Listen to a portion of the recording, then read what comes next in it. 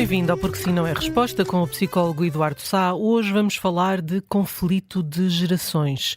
Olá, Eduardo. O conflito de gerações pode estar à beira de extinção ou isso é um mito? Olá, Judite. Pode estar à beira da extinção, Judite. E é uma pena, devo-lhe dizer, porque sempre foi uma mola muito importante no crescimento das famílias e dos pais em particular. Porquê é que pode estar à beira da extinção? Porque,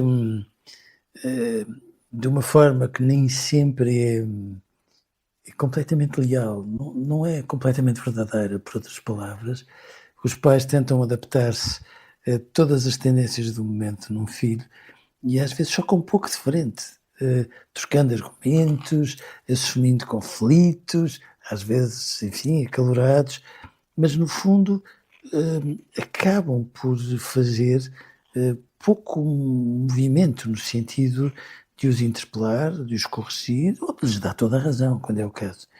E, portanto, num contexto como esse, do ponto de vista dos pais, eu receio que possa estar um bocadinho à beira da extinção. De um ponto de vista dos filhos, eu acho que é um pouco diferente, dito, porque os filhos estão sempre à procura de uma pequenina nódoa no comportamento dos pais, que seja quase imperceptível, mas que sirva para eles dizerem: há uma diferença entre aquilo que tu me exiges e aquilo que tu fazes, que faz com que os pais depois fiquem em contramão num embaraço muito grande. Mas do ponto de vista dos pais, em muitos momentos, enfim, à boleia disto que agora se convencionou gerir conflitos, isso acaba por ter como consequência engolirem opiniões ou correções, porque elas também são necessárias, inevitavelmente, e nessas circunstâncias eu fico um bocadinho sem jeito, porque é tão importante ver os filhos e os pais medirem forças e trocarem argumentos e aprenderem uns com os outros, que o conflito de gerações, que era uma espécie de instituição há uma geração atrás e nas anteriores, entretanto amenizou, porque os pais às vezes desistem de argumentar, às vezes pelas piores das razões, é como se dissessem: para que argumentar se no final eu perco sempre? Mas hoje os pais explicam mais e impõem menos. Isso necessariamente reduz o conflito.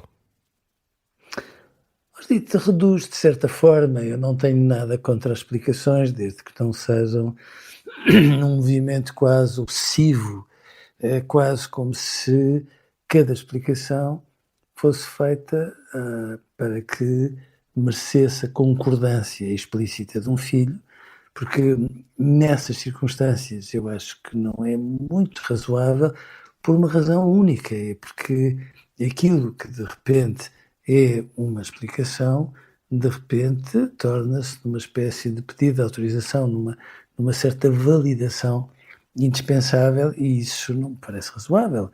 Parece-me que os pais têm toda a legitimidade, têm a sabedoria que lhes permita, em muitas circunstâncias, definir um caminho, e quando os pais o definem, sejamos razoáveis, os pais não são essas pessoas prepotentes e autoritárias, fazem-no em função de convicções, às vezes lendo mal os dados da realidade, mas obviamente que quando um filho contra-argumenta, os pais são suficientemente sérios para se porem em questão, nem que seja, enfim, numa certa clandestinidade dos seus silêncios, pensando com os seus botões e falando entre si, os pais. Agora, eu também não vejo mal nenhum que os pais sejam uma autoridade, não no sentido de impor por impor, mas no sentido de definirem um caminho, definirem um ponto de vista, definirem regras, constrangimentos e limites, porque eles às vezes são indispensáveis, e nessas circunstâncias, por uns motivos ou por outros, sim, ficas assim numa coisa meio liofilizada que não beneficia ninguém, não beneficia seguramente os adolescentes, porque Os pais de isto de hoje chocar têm... de frente... Desculpe, pensei que tinha terminado. Não. Porque ia lhe perguntar se os pais de hoje têm medo do conflito. Imenso. Pois. Mas digo tanto. Tanto. E eu acho isso tão estranho, sabe? Porque, porque o conflito aproxima-nos. Eu acho que os pais têm medo do conflito porque têm uma experiência seguramente eh, má, razoavelmente má, daquilo que viveram no seu crescimento, mas o conflito aproxima as pessoas. O conflito é a base da autonomia das pessoas.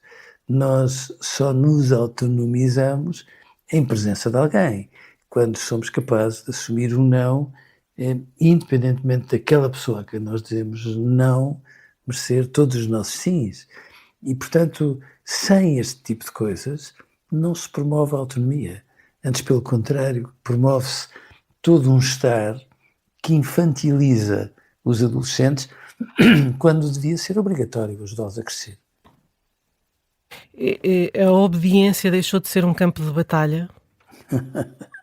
Ai, Judite, França, tenho medo desse termo, sabe? Hum, Vamos lá ver.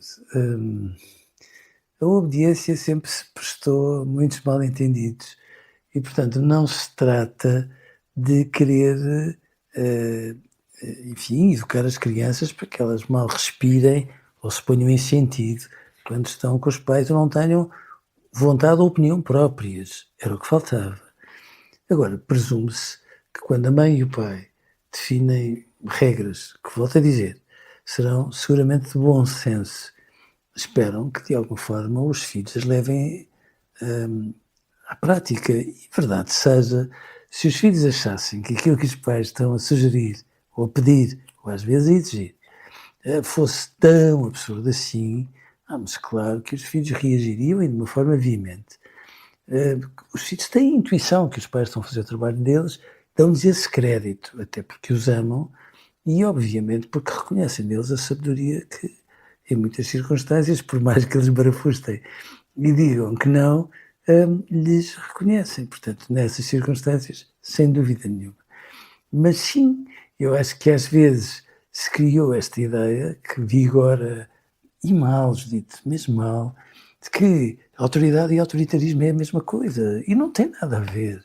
Ninguém quer andar a exigir este mundo e o outro aos filhos quando faz qualquer coisa rigorosamente diferente. De modo nenhum. Os pais põem-se em causa, os pais crescem tanto, aliás, quando se põem em causa, mas sim, a palavra obediência é muitas vezes utilizada de uma forma um bocadinho malévola, acho eu, porque os pais não querem ter filhos obedientes no sentido de dizer senta, levanta e esse tipo de coisas, valha-me Deus. Querem, obviamente, ter um conjunto de regras que eles assumam com esta particularidade, que eu acho que é a particularidade mais importante em todas as relações. uhum. É que os pais educam os filhos, que fique claro, mas os filhos também educam os pais, ou seja, depois de várias experiências de pais com vários filhos diferentes, quem vem a seguir tem sempre pais muito mais educados, muito mais sábios, com a capacidade de terem a entrada no tempo certo que se calhar de início não tinham, e portanto isto de nos educarmos uns aos outros é verdadeiramente um mundo democrático, é bonito e é isso que se faz nas famílias, e portanto ninguém quer prepotência nas famílias, autoritarismo, outras coisas do género, queremos só que, havendo um conjunto de regras, a liberdade de uns comece onde começa a dos outros. Exatamente. Eduardo, ficamos por aqui hoje. Um grande abraço, obrigada e até amanhã. Outro para si, Judite, até amanhã.